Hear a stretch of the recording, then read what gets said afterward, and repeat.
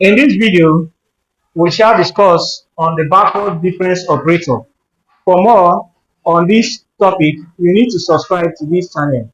So we define the backward difference operator.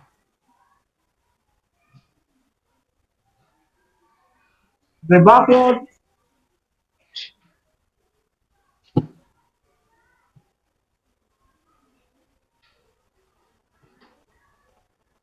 difference operator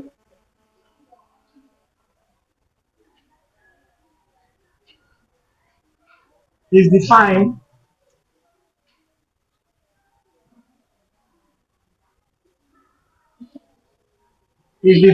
as for the backward difference operator is defined as this is the operator 1 minus b.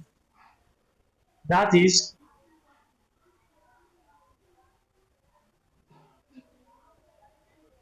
if we have the operator multiplying a time series, it means 1 minus b will be multiplying the time series. And this will give us xt minus xt minus 1. So this is how the backward difference operator works.